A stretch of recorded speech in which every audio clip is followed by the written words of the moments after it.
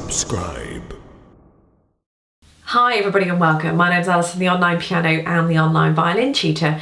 Today is a video on how to control your nerves, whether you've got a performance coming up or an exam, or you just want to play in front of people and you just can't get rid of those nerves. Then I've just got a few a few little hints and tips on what you can do to help you there.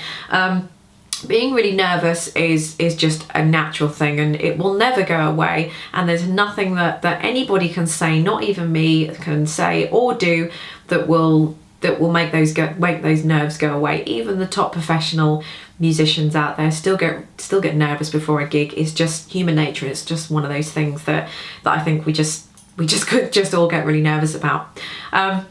But I've come up with a few ideas myself. I've spoken to a few of my students as well to see how they cope with the nerves, and just spoken to a few other musicians to see what they say. So first off, number one, go through the stuff in your head. So go through the music just before you're about to go on stage or perform or whatever it is. Go through the things that you're going to play in your head so you can really concentrate and you can really get in that zone.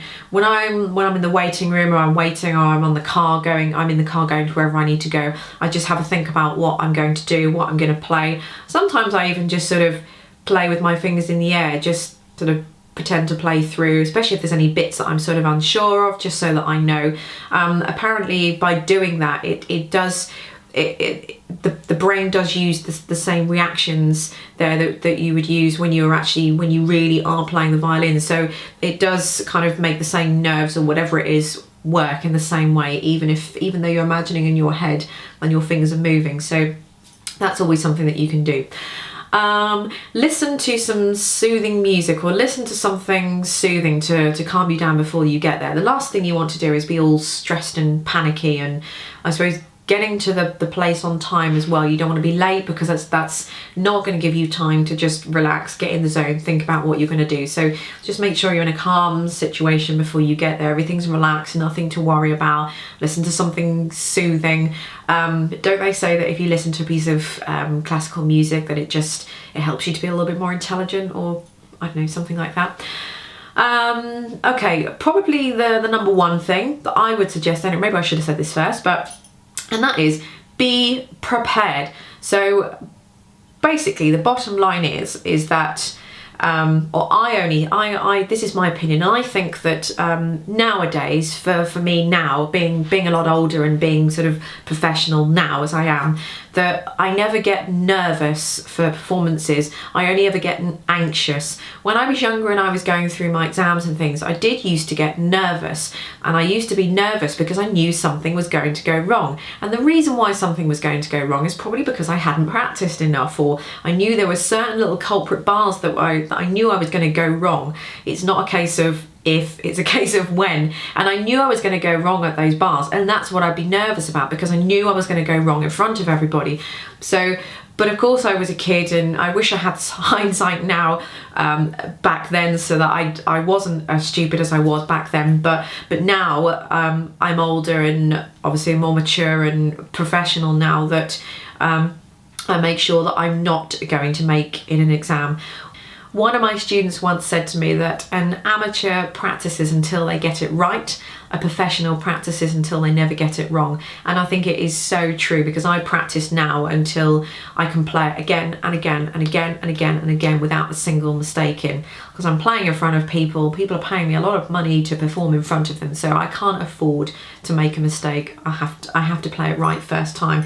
So I think you adopt a whole different attitude, and this is what I try and tell my students. They need to adopt the attitude that I suppose they are professional and that you can't make mistakes. And half the battle, I think, about performances and not being nervous is that you have to get over that. You can't make mistakes. You need to get over that. You need to look at it from a professional point of view. But it's very, very hard to do that when you're first starting out. But the more concerts and performances you do, the better you will actually get at it all. Another point, ignore the audience. Just focus on one thing or one person. So just ignore the audience. I know that's really easier said than done, especially if you're about to sit at the piano or you've got the violin and there are 10,000 people sitting in front of you. 10,000 people are pretty hard to make go away. But, you know, when you're there and the music's just sitting in front of you, you just have to somehow just block all of that out, get in your little zone, and just, you know, the music starts up and there you are, you're in, you're ready to go, and all of a sudden everything else just goes, and you just have to try and relax into it and just try and imagine you're in your home environment. Don't worry about the audience. It doesn't matter. You just concentrate, do what you do, you know, and everything should be okay.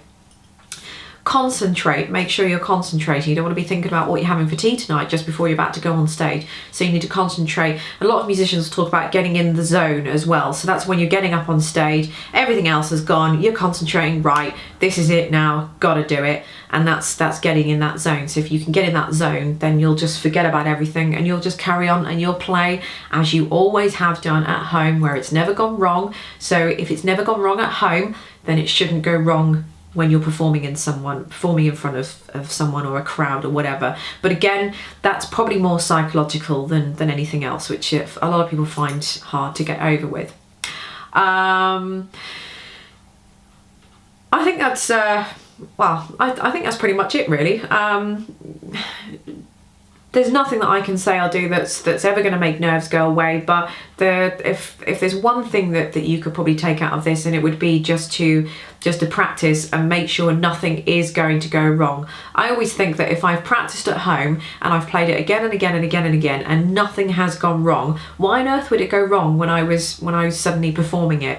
Music is a very subconscious thing, so if you've got to the point where you're playing it again and again and again and again and again and again and again and again and nothing has gone wrong, you know it's right at the back of your head, it's right at the back of your brain when you're not necessarily thinking, but it's gone into the brain and the brain's doing its magical thing that it does, and it's not going to go wrong. So why all of a sudden would it go wrong in front of an audience? So it's so true that I guess a professional practices until they never get it wrong. If you can get it to the point where you never get it wrong, it will not go wrong on stage unless you let your nerves overtake you.